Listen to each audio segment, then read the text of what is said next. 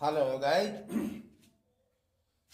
आज मैं आपको शुरू कर रहा हूं नियामक ज्यामिति। अंग्रेजी होता है कोऑर्डिनेट। तो नियामक ज्यामिति है क्या, आज उसके बारे में बेसिक बताने जा रहा हूं क्लास 10 तक के लिए।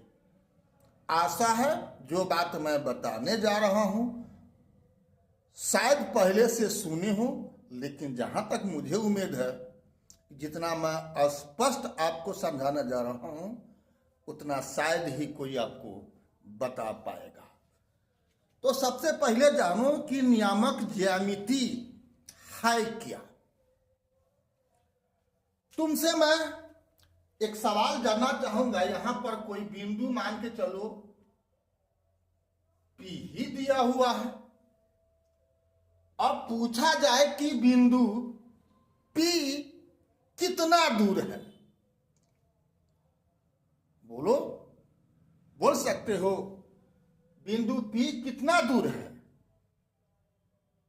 आप कुछ बोल सकते हो इतना दूर है, लेकिन सबसे बड़ी बात है कि यहां पर सवाल ही गलत है। अब ये क्या हुआ भाई, मैं ही पूछ रहा हूं, अब मैं ही कह रहा हूं कि सवाल गलत है। जी हां, अगर नियामक ज्यामिति की बात करोगे तो जो चीज कमी होती है हम लोग झट से उत्तर दे देते हैं, लेकिन झट से उत्तर आपको देना नहीं है। प्रश्न को पहले सुनना है, समझना है, तब सही उत्तर देना है। जैसे अब यहां पर कहा जाए कि बिंदु P कितना दूर है, तो सवाल ही अधूरा है। आपसे कहा जाए कि अमुक स्थान, मान के चलो कि A और B, तो B कहा जाए कि A B से कितना दूर है या B A से कितना दूर है, तब तो आप बता दोगे। चाहे जिस विधि से हो, आप नाप करके हो या कोई इंस्ट्रूमेंट से इसका प्रयोग करके आप बताओ, या लिखित कहीं कोई हो तो बता सकते हो। तो इसका तो बता दोगे कि A से B कितना दूर है, चाहे B से A कितना दूर है। लेकिन यहां पर कहा जाए कि बिंदु P कितना दूर है, तो बताना संभव नहीं है। इसीलिए कहा हूं कि यह सवाल अधूरा है, गलत है।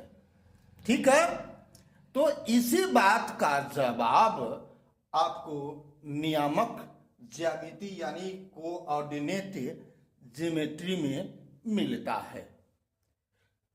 तो आप फिजिक्स में पढ़े होंगे कि कोई भी भौतिक राशियां आपेक्षिक होती है। क्या होती है? आपेक्षिक होती है। अब आपेक्षिक क्या होती है भाई? तो आपेक्षिक का मतलब हुआ तुलनात्मक रूप में। ठीक है, अब आप बोलते हो कि इतना किलोमीटर प्रति घंटा की चाल से, तो गति कर रहा है। क्या कर रहा है? गति कर रहा है। तो गति, अब गति कैसे गति कर रहा है भाई? आप तो देख रहे हो कि पृथ्वी दिन रात चल रही है, लेकिन स्थिर है। सूर्य जो इधर से उधर जा रहा है वह स्थिर है, फिर भी चल रहा है।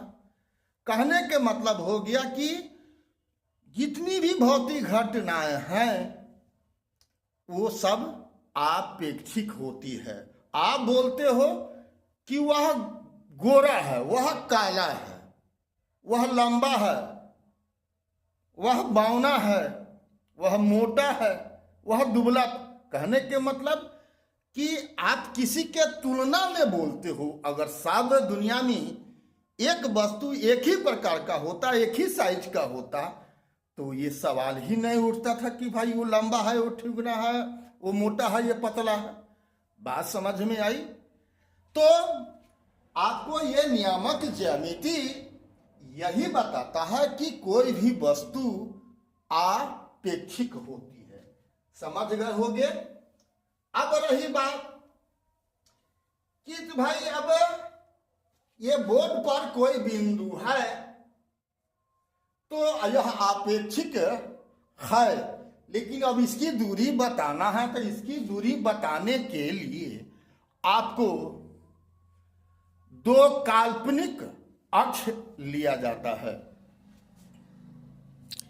कितनी अक्ष? दो काल्पनिक अक्ष लिया जाता है।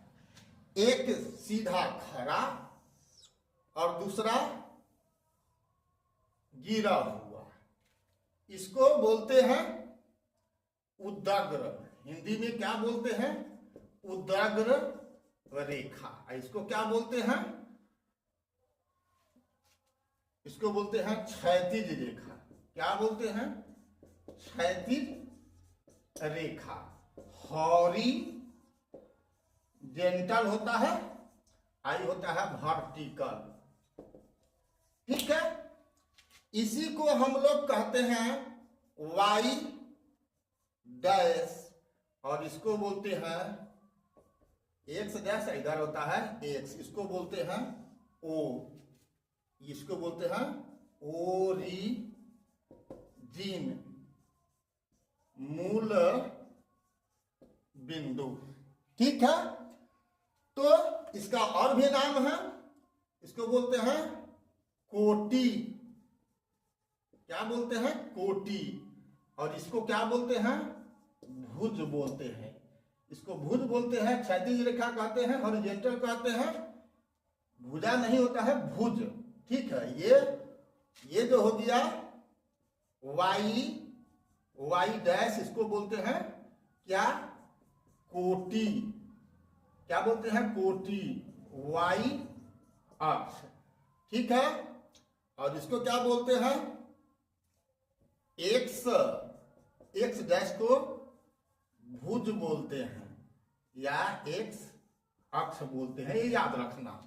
जो उदग्र रूप में हुआ खड़ा, जो सीधा है ऊपर से नीचे मुहे 90 डिग्री के कोण पर, ये दोनों एक्स अक्ष और वाई अक्ष एक दूसरे को 90 डिग्री के कोण पर काटता है। ये कोण 90 डिग्री होता है। ठीक है।